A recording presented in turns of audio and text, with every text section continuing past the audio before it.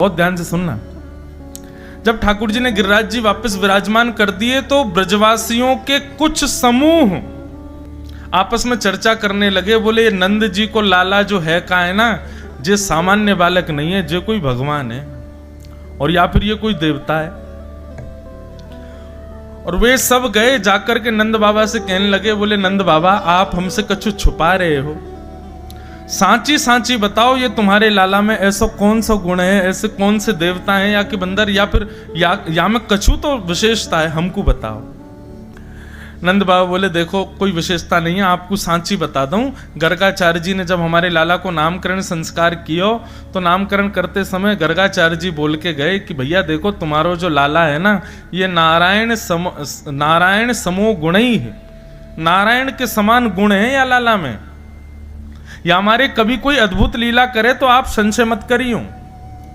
और ये बात गर्गाचार्य जी ने दो लोगन के काजे ब्रज में कही है, एक वृषभानुनंदिनी किशोरी जी के लिए और दूसरी ठाकुर जी के लिए। तो ब्रजवासी पीछे पड़ गए, बोले तो फिर इन दोनों उनको ब्याह कराए दो, दोनों उनको ब्याह कर दो। ब्याह को प्रस्ताव सुन करके नंद बाबा खुश है गए, बोले ठीक है भैया जैसी आपकी इच्छा कर देंगे ब्याह। बड़ी अच्छी कथा है। तो नियम क्या है, बोले ब्याह पक्का कब होता है, हमारे यहां पूर्व का ऐसा रिवाज कि बेटी वाले कुछ सामग्री भेजेंगे बेटे वालों के यहां, और वो सामग्री बेटे वाले दुगनी करके भेजेंगे बेटी वालों के यहां, तब संबंध पक्का होगा। तो पहली सामग्री श्री जी के यहां से आई, बरसाने से आई।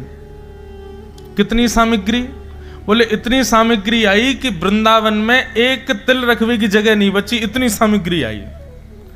बड़ी बड़ी बैलगाड़ी में महाराज हीरे जवाहरात मोती भर भर के आए नंद भवन।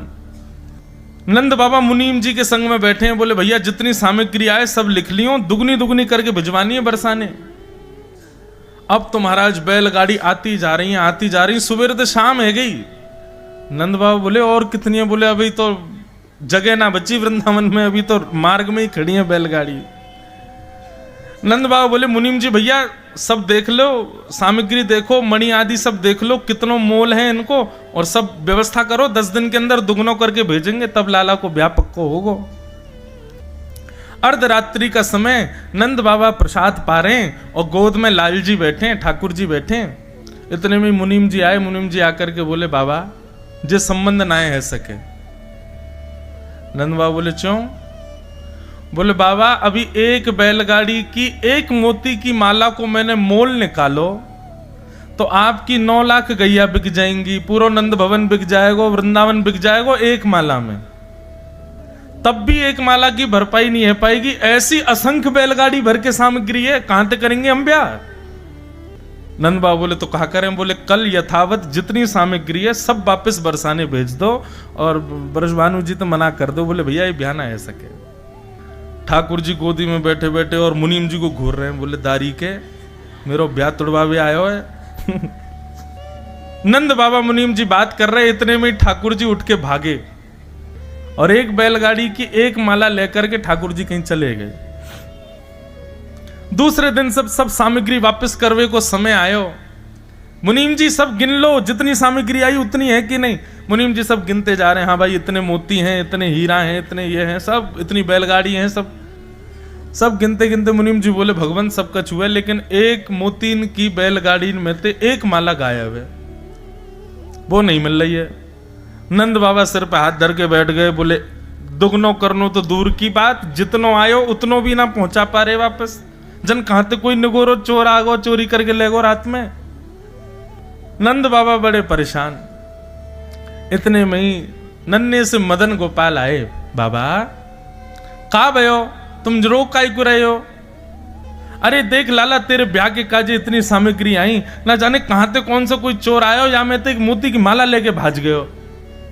कहा करें, हम तो मुंह दिखावे लायक भी नहीं बचे, वृषभानु जी कहां सोचेंगे हमारे बारे में। ठाकुर जी बोले बाबा चिंता क्या कर रहे हो, बा माला है तो मैं लेके चलोगो।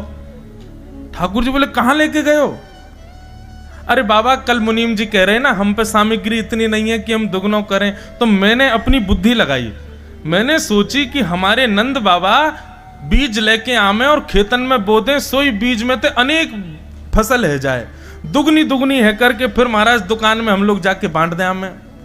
मैंने सोची जब मोती हीरे जवाहरात कम पड़ रहे हैं तो इनको भी बोए दो, इनके वृक्ष प्रकट है जाएंगे, पौधा आ जाएंगे, उनमें फल रूप में ये भी लग जाएंगे। नंद बाबू बोले बाबड़े कहा करके आए हो लाला, ये कोई मोती बोवे तो होवे थोड़े ही है, अब मुझको दिखा तो सही कहां बो के आए हो। ठाकुर जी उंगली पकड़ करके नंद बाबा को ले गए। आज भी बंधुओं वो गांव, वो स्थान विद्यमान है नंद गांव के पास में। ठाकुर जी लेकर के गए, नंद बाबा ने जैसे ही खेत में जाके देखो तो मोती हीरे जवाहरात मणियों के बड़े बड़े वृक्ष लगे हैं और उन पर फल रूप में मोती मणि और सुंदर सुंदर आभूषण लटके हुए हैं। नंद बाबा तो देख करके हैरान है कि बोले लाला जी कैसे भयो। बोले बाबा वो मत सोचो कैसे भयो, मेरो ब्याह पक्को कर दो, ये सब दुगनो दुगनो करके भिजवाए दो, मेरो ब्याह कराए दो। श्री नामदेव जी के विषय में एक बड़ी सुंदर कथा आती है। नामदेव जी एकादशी का व्रत करते थे, लेकिन वो स्वयं करते थे इतना ही नहीं, सबसे करवाते थे। अगर उनको पता चल जाता कि कोई व्यक्ति रोटी खा रहा है तो उसके घर पहुंच के थाली उठा लाते थे। बोले आज एकादशी आज नहीं खाओगे। केवल वयोवृद्ध और छोटे बालकों को छोड़ के और किसी कोई बीमार हो, बस 3 लोगों को छोड़ दे, बाकी किसी को खाने ही नहीं देते। एकादशी के दिन नामदेव जी पूरे नगर में घूमते और घर घर में जाके देखते कोई भोजन तो नहीं कर रहा है। ये भी एक वैष्णव का स्वरूप है कि मैं अकेला भक्ति करूं, नहीं, सबसे करवाऊंगा, मैं सबसे नाम जपवाऊंगा, चाहे कुभाव से जपो लेकिन जपो। एक बार ठाकुर जी उनकी परीक्षा लेने के लिए एक ब्राह्मण का रूप धारण करके आ गए और वयोवृद्ध ब्राह्मण 70-80 वर्ष की आयु ठाकुर जी ने धारण कर ली और वयोवृद्ध से ब्राह्मण हाथ में लाठी लिए और नामदेव जी के द्वार पर आ गए और द्वार पर आकर के गिर पड़े। नामदेव जी दौड़े, संत आए जय हो भगवान पधारो। बोले मैं 20-22 दिन हो गए मैंने कुछ खाया नहीं है, मुझे बहुत जोर की भूख लगी है, मुझे जल्दी से कुछ तुम रोटी बनाओ, सब्जी बनाओ, चावल बनाओ, जल्दी से कुछ बना करके मुझे पवाओ। नामदेव जी बोले देवी केला लेके आओ, सेब लेके आओ, अमरूद लेके आओ, फल खिलाओ। नहीं फल नहीं चाहिए, मुझे तो रोटी सब्जी खाने। बोले भगवान आज एकादशी है, आज तो अन्न नहीं बनेगा घर पे। बोले अरे तुम लोग मत खाओ, मुझे तो खिला दो। बोले नहीं भगवान आप भी मत खाओ। बोले मेरे प्राण निकल जाएंगे, वयोवृद्ध 70-80 वर्ष की आयु है मेरी, ऐसा मत करो मेरे साथ। ठाकुर जी थे। नामदेव जी बोले इससे बढ़िया क्या होगा, एकादशी के दिन प्राण निकलेंगे, सीधे वैकुंठ जाओगे, लेकिन रोटी नहीं खाने दूंगा मैं। ठाकुर जी बोले कैसे आदमी हो तुम, हम मर जाएं ये चलेगा तुमको, लेकिन हमको रोटी नहीं। बोले बिल्कुल नहीं खाने देंगे, द्वादशी तक इंतजार कर लो, खाने के लिए और भी बहुत सी फलाहार खिला देते, मखाने खवा दें आपको, रोटी नहीं। ठाकुर जी तो परीक्षा लेने आए थे, जोर जोर से चिल्लाने लगे, गला पकड़ करके भगवान अरे देखो मैं किसके माथे आ गया, अरे मेरी एकादशी करवा रहा है जबरदस्ती, मेरे प्राण निकल रहे हैं। अब गली मोहल्ले में भीड़ लग गई, सब लोग आकर के नामदेव जी को सुनाने लगे, अरे तुम्हारी एकादशी तुम करो, इनसे क्यों करवा रहे हो, बेचारे महात्मा मर जाएंगे अभी। बोले नहीं मेरे घर आए हैं, मैं तो अन्न नहीं खाने दूंगा। तो एक पड़ोसी बोला बाबा आप एक काम करो, मेरे घर चलो, मां पाले ना। तो नामदेव जी ने पैर पकड़ लिए, बोले जाने भी नहीं दूंगा, खाने भी नहीं दूंगा, जाने भी नहीं दूंगा, यहीं पड़े रहो, और पाना है तो ये है ना, फल ले लो, दूध पी लो, मखाने खा लो, अन्न नहीं खाओगे। गांव के लोग सब गालियां देने लगे। महाराज नामदेव जी से कहने लगे ये कैसी भक्ति तुम्हारी, एक व्यक्ति के प्राण निकले जा रहे हैं और तुम अपने नियम उस पर थोप रहे हो। नामदेव जी बोले सब दोष मुझे लग जाए, मुझे कोई दिक्कत नहीं, लेकिन मैं एकादशी का किसी को उल्लंघन करते देख नहीं पाऊंगा। ठाकुर जी बोले अब ब्रह्मास्त्र चलाना चाहिए। अभी तक तो ठाकुर जी तड़प रहे थे, अब ऐसे स्थिति हो गई और निकले प्राण निकले, मेरे प्राण निकले, बस निकलने वाले हैं, आहा अब तो मेरा हाथ पांव कांप रहे, अरे मेरे प्राण निकलने वाले हैं। सब मोहल्ले के लोग कह रहे नामदेव मान जाओ, बेचारों को कुछ पाने दो। नामदेव जी बोले नहीं भैया, एकादशी फल खिला दो। और अंत में ठाकुर जी ने ऐसी एक्टिंग करी कि वो जिस रूप में गए थे उनके प्राण निकल ही गए। गली मोहल्ले के लोग कहने लगे राम राम राम, ऐसी एकादशी का क्या फायदा नामदेव, प्राण निकल गए उनके तुम्हारे घर पर। दोष लगेगा तुमको, तुम्हारी भक्ति व्यर्थ है, तुम जबरदस्ती करवाते हो सबसे। नामदेव जी के नेत्र सजल हो गए, अपनी पत्नी से बोले, देवी अपराध तो लग गया हमको। भले ही ठाकुर जी के एकादशी के नियम का पालन का ही सही, लेकिन लगा तो है। एक संत के प्राण निकल गए। अपने घर में ही आंगन में चिता बनाई और उस चिता में उस व्यक्ति का शव रखा और शव के अगल बगल नामदेव जी और उनकी पत्नी और अपने बच्चों को भी बैठा लिया। बोले हमारा अपराध है ना, व्रत तोड़वाया, व्रत पूर्ण करवाया हमने, एकादशी का पालन किया हमने, तो प्राण भी हम त्यागेंगे। और जैसे ही चिता में अग्नि लगा करके नामदेव जी महाराज बैठे, ठाकुर जी कह रहे थे, वारे नामदेव तेरी भक्ति को प्रणाम। ठाकुर जी की कमर में जैसे ही ने ताप सा लगा, सोई ठाकुर जी तो उठ के बैठ गए और तुरंत नामदेव जी को खींच करके अपने हृदय से लगाया। इतने में ही देखते देखते श्री पंडरीनाथ भगवान के रूप में वो संत प्रकट हो गए और श्री नामदेव जी को हृदय से लगा लिया। सब मोहल्ले के लोगों ने दर्शन किया, सब प्रणाम किए, देखा तो ठाकुर जी वहां से अंतर ध्यान हो गए। एकादशी के दिन ठाकुर जी आंख खोल खोल के देखते हैं कि आज मुझे कौन कौन याद कर रहा है, मेरे लिए कौन कौन व्रत कर रहा है। इसलिए भैया, वैष्णवों की 3 निष्ठा हैं। तुलसी माला कंठी निष्ठा, दूसरा नाम निष्ठा और तीसरा एकादशी निष्ठा। ये 3 निष्ठाएं जीवन में लाइए। अगर आप इन तीनों से परे हो तो आप अभी वैष्णव नहीं हो। ये यूनिफॉर्म है 3, ये आपको करने चाहिए। एकादशी क्या है? अनेक भाव हैं, पर हमारी दृष्टि में एकादशी वैष्णवों की करवा चौथ है। जैसे एक प्रियतमा अपने प्रियतम के लिए व्रत करती है, ऐसी वैष्णव अपने प्रियतम श्री कृष्ण के लिए व्रत करते हैं। और व्रत का कारण चाहे कुछ भी हो, पर एक ही प्रधान है कि प्रेम बढ़े ठाकुर जी के प्रति। हमारी आयु 2 चीजों से कम होती है, एक तो बहुत खाने से और दूसरा बहुत बोलने से। 2 चीजों से आयु पर असर पड़ता है। जितना ज्यादा खाओगे उतनी जल्दी आप अलविदा कह जाओगे, और जितना ज्यादा चपड़ चपड़ संसार की बातें करोगे उतनी जल्दी आयु आपकी कम होगी। व्यक्ति जब व्रत करता है तो अन्न नहीं खाता, और जब वो अन्न नहीं खाता तो उसकी 1 दिन की आयु बढ़ जाती है। 1 ही दिन की बढ़ती है बस। आज पूरे दिन हमने अन्न नहीं पाया, 1 दिन की आयु बढ़ेगी। लेकिन एकादशी व्रत करने वाले वैष्णव पूरे 1 दिन अन्न नहीं पाते। और अन्न किस लिए नहीं पाते? बोले ठाकुर जी के लिए नहीं पाते। तो उसका अभिप्राय ये होता है कि एकादशी व्रत करने वाला 1 दिन की आयु जो उसको मिली वो ठाकुर जी को अर्पित कर देता है, भगवत चरणों में अर्पित कर देता। बोले प्रभु मुझे नहीं चाहिए, बस ऐसा कर दो, मेरे अब शेष दिन जो हैं, जितनी एकादशी मैंने करी गिन लेना, उतनी एकादशी मतलब उतने दिन ठाकुर जी के हो गए मेरे जीवन के। कई लोग कहते हैं महाराज जी एकादशी का उद्यापन कर लें। उद्यापन का मतलब हो जाता है कि फिर उसके बाद एकादशी ना करूं तो चलेगा। मुझे ऐसा लगता है कि क्यों करना है? जब तक धराधाम पर हैं तब तक एक एक, वैसे तो हम हर दिन ठाकुर जी को दें, लेकिन 15 दिन में से एक स्पेसिफिक एकादशी का दिन यदि ठाकुर जी को ही अर्पित हो जाए तो इसमें बुराई क्या है? हम उससे छुट्टी क्यों चाहते हैं? अब मेरी बात सुन के कहीं जिसका होने वाला हो उद्यापन वो बंद मत कर देना, कर लो, पर जिनका अभी मन नहीं बना है उद्यापन करने का वो करना नहीं। अरे जब तक अंतिम श्वास चले एकादशी करते रहो। एकादशी व्रत का महात्मा बताया गया। तत्पश्चात फिर यहां से अब रास पंचाध्याय की कथा प्रारंभ होती है। बड़े सावधानी से सब लोग बैठिए, भगवान के रास की कथा हम लोग श्रवण करें। वैसे बंधुओं एक बात कहें, लोग कहते हैं महाराज जी ठाकुर जी का रुक्मणी जी से ब्याह हुआ, किशोरी जी से ब्याह बातें करनो पड़े जाते ना होवे। जो अपनों ही है, जो हमारो ही है, वाकू ब्याह करके दिखावे की कहा आवश्यकता। श्री जी ठाकुर जी से भिन्न नहीं है, श्री जी ठाकुर जी से अलग नहीं है। श्री जी तो नित्य ठाकुर जी की हैं। हाँ, लक्ष्मी ठाकुर जी की नहीं है, इसलिए ठाकुर जी उससे ब्याह करते हैं। ब्याह उसी से तो किया जाता है जो हमारा नहीं है, अपना बनाने के लिए उससे ब्याह किया जाता है, लेकिन जो नित्य हमारा है।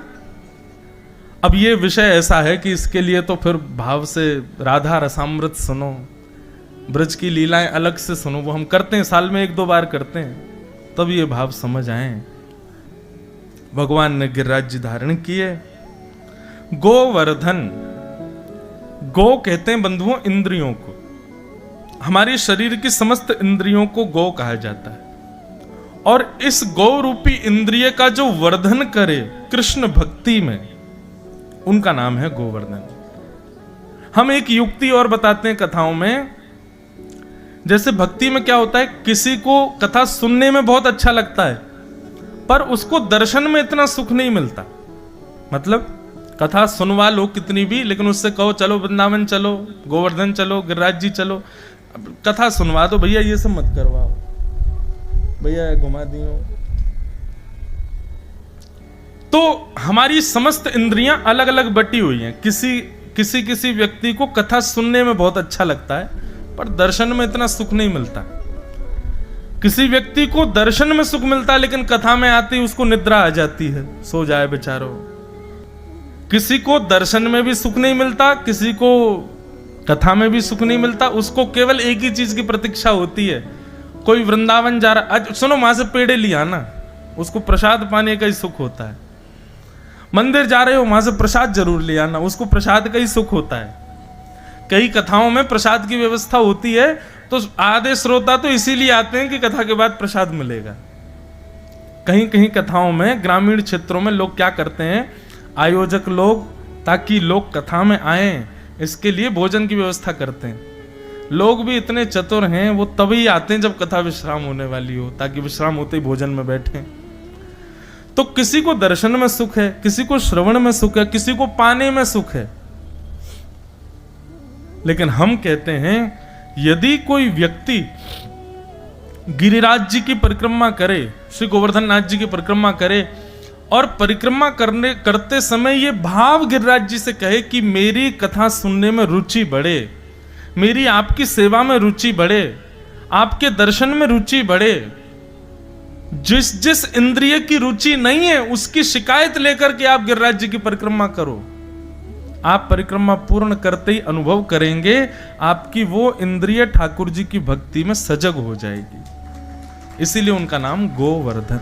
अब हम अपनी बात बता रहे हैं प्रत्यक्ष। हमारे गिरधर लाल जी, अब हम रामानुज परंपरा से दीक्षित हैं, हमारे ठाकुर जी पुष्टि मार्गीय हैं। अब ब्रजवासी सब पुष्टि मार्गीय हैं, ब्रजवासी जन्म से ही पुष्टि मार्गीय होते हैं, ठाकुर जी से खूब लाड प्यार करते हैं, खूब स्नेह दुलार करते हैं इसलिए। लेकिन हमारी परंपरा प्रारंभ से दीक्षित रामानुज संप्रदाय में, दक्षिण भारतीय परंपरा, हमारे ठाकुर जी पुष्टि मार्ग के। अब वो कथा तो बड़ी है कि लाल जी पधारे कैसे हमारे पास, लेकिन जब ठाकुर जी आ गए तो मुझे दिन रात एक ही चिंता रहती थी कि मुझे तो श्रृंगार आता ही नहीं है, कैसे करते हैं, क्या करते हैं, क्या करें। तो आपको अपना अनुभव बता रहे हैं हम। मेरी दंडवती चल रही थी, दंडवती के बीच में ठाकुर जी आए थे, गोवर्धन की दंडवती कर रहे थे हम, उसके बीच में ठाकुर जी आए। तो जब ठाकुर जी आए, हमने जो थोड़ी बहुत दंडवती रह गई थी वो दोबारा प्रारंभ की, तो तब ठाकुर जी संग थे। दंडवती करते करते यही भाव रखा कि हे गोवर्धन नाथ जी, आपका श्रृंगार कैसे करें, आप आ तो गए हो, हमसे श्रृंगार होता नहीं है, हमसे आता नहीं है, हम कथा कहने में निपुण हैं, भजन कीर्तन पद गाने में निपुण हैं, भोग वोग भी थोड़ा बना लेते हैं, उसमें भी निपुण हैं, ये श्रृंगार हमसे नहीं होता। और आप विश्वास माने, जिस दिन दंडवती पूरी हुई उस दिन से आज तक ठाकुर जी का श्रृंगार देखो आप, कैसे मधुर सजते हैं ठाकुर जी।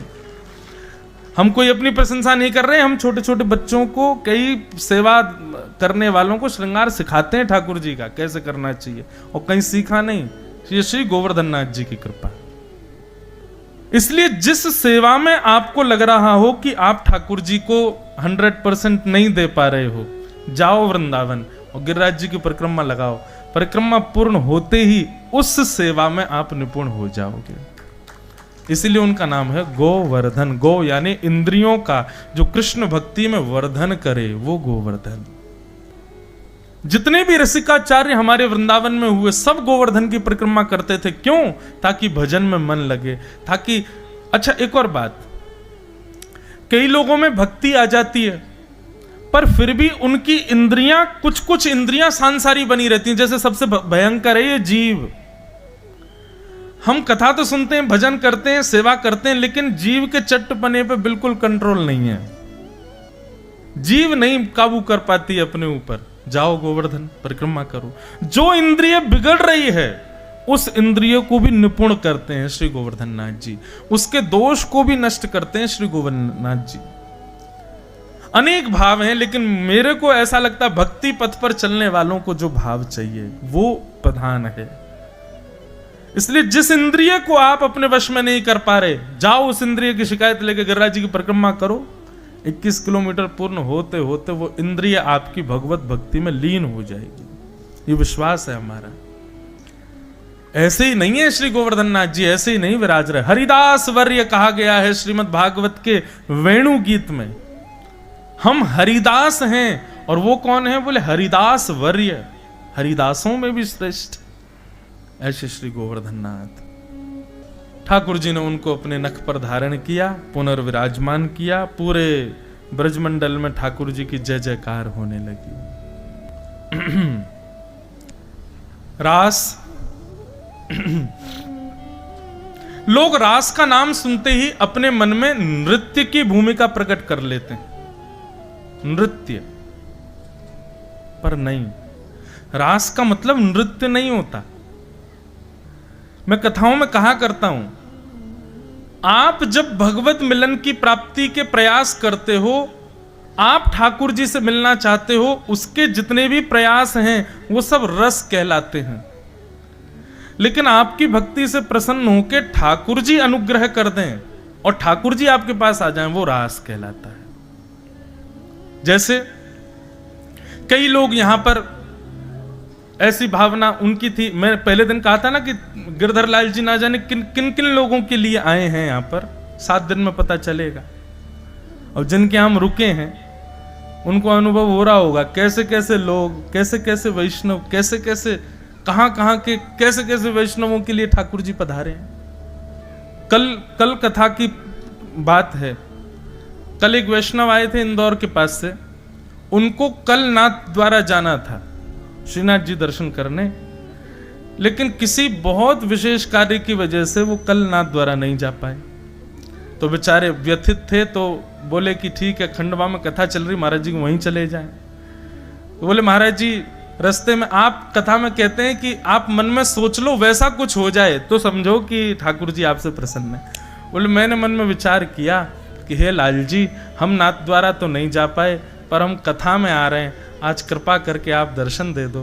बोले महाराज जी हम आके बैठे ही थे और आप बोले कि आज गिरधर लाल जी कथा में आ रहे हैं। बोले मुझे नहीं पता था कि आज लाल जी को आना है। बोले हम तो बस विचार करते हुए मार्ग में आ रहे थे और इतने में ही ठाकुर जी पधार गए। इस स्थिति को कहते हैं रास। रस का मतलब है कि आप ठाकुर जी के पास जाने के लिए बैठे हो, आप ठाकुर जी की प्राप्ति के लिए प्रयास कर रहे हो, योजनाएं बना रहे हो, ठाकुर जी की प्राप्ति की सारी परिकल्पनाएं आप सिद्ध कर रहे हो, वो रस है। लेकिन आपसे मिलने के लिए ठाकुर जी योजना बना रहे हैं, वो रास है। भक्ति का पथ, कई लोग मुझसे कहते हैं आपकी व्यासपीठ का नाम भक्ति पथ, पथ का मतलब होता है मार्ग। तो इस भक्ति पथ के डेस्टिनेशन क्या है, इसका गंतव्य क्या है? तो मैं उनसे यही कहता हूं कि ये यात्रा रस से शुरू हुई है, रास तक जानी चाहिए। अभी हम प्रयास कर रहे हैं ठाकुर जी से मिलने का, हम प्रयास कर रहे हैं उनके दर्शन का, हम प्रयास कर रहे हैं उनकी प्राप्ति का, लेकिन हमारी भक्ति की एक दिन स्थिति ऐसी हो जाए कि हम प्रयास ना करें, ठाकुर जी प्रयास करें। ये समझो रास, ये रास है। यही अंतर है रस और रास में।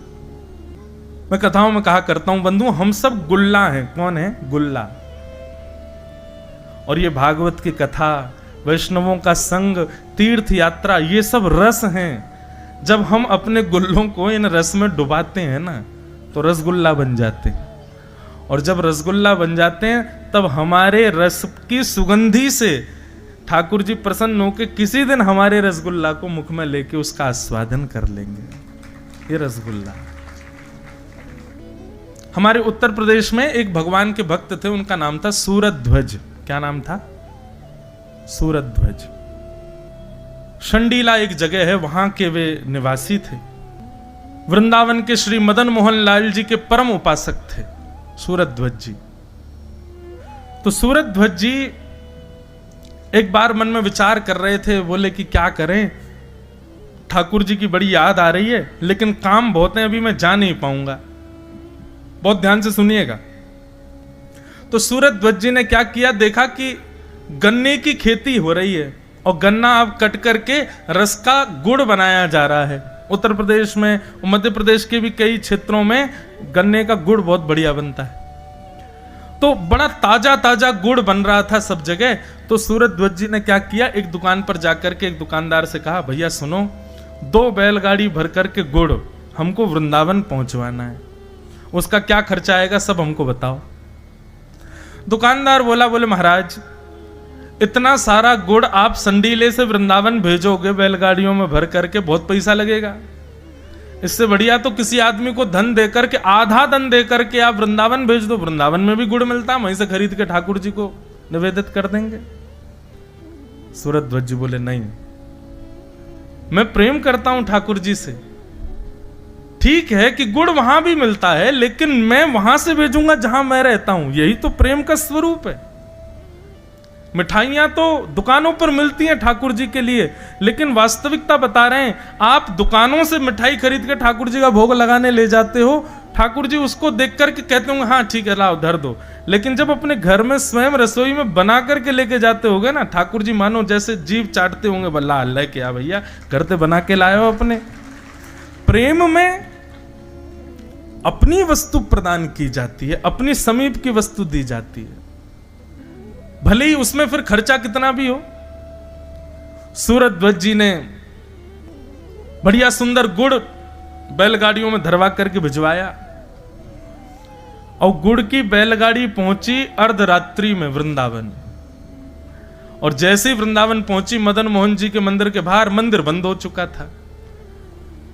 पुजारियों ने कहा, बोले भैया सुबह तक प्रतीक्षा करो, सुबह मंदिर खुलेगा तब गुड़ भीतर जाएगा।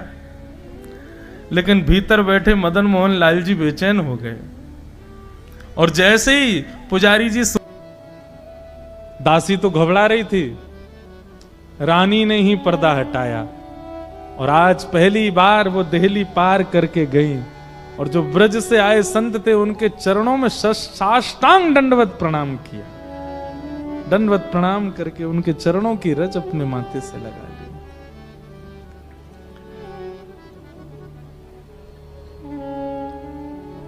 भक्ति निडरता भी देती है, लेकिन ऐसी निडरता नहीं कि महाराज 2-4 मल्ल देखे तो लड़वे पहुंच गए, वो वाली निडरता नहीं। पर ये भय समाज का, संसार का, लोक का, संप्रदाय का और कहें तो जाति का, इन सब का जो भय चित्त में व्याप्त रहता है, ये निडरता नहीं है। ठाकुर जी इतने बंधनों में हमको बांध के दुनिया में भेजते हैं। धीरे धीरे धीरे भक्ति की धार इतनी पैनी होती चली जाती है कि धीरे धीरे सारे बंधन अपने आप कटते चले जाते हैं। जात पात पूछे नहीं को, हरि को भजे सो हरि को। ये जाति में हम कब तक हैं पता है? ये चैलेंज है हमारे लिए कि हम ये हैं, हम ये हैं, हम ये हैं। आप अपनी भक्ति की स्थिति से, अपनी भक्ति के स्तर से एक दिन उसको काट दो। लोक कुल की लाज मर्यादा आदि, अरे कहां तक है, स्त्री पुरुष का भी ये भी एक बंधन है कि तुम स्त्री हो हम पुरुष हैं। जाके देखो इन्हीं गौरी शंकर भगवान को वृंदावन में नथनी वारे बन के बैठे हैं वहां पे। भक्ति ये लाज भी नहीं रहने देती कि हम कौन है। ये सब धीरे धीरे कटवा देती है भक्ति की धार। आमेर के किले में मानो जैसे भूकंप आ गया। बात पहुंची राजा के कान में कि महाराज अब तो आपकी आंख के पीछे कुछ भी हो रहा है। बहुत सुंदर चरित्र रत्नावती जी का।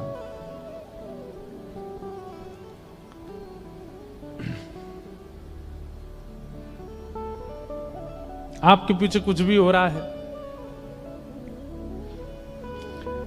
कहीं कहीं मीराबाई का चरित्र और श्री रत्नावती जी का चरित्र सम सा लगता है, लेकिन एक बात हम स्पष्ट करें, मीराबाई पर कभी कभी लोगों को ऐसा लगता है कि जो राणा जी उन पर कष्ट पहुंचाते थे वो उनके पतिदेव थे। नहीं, उनके देवर थे। उनके पति तो परम भक्त थे। मीराबाई का अगर हुआ तो कल मीराबाई जी का प्रसंग सुनाएंगे। और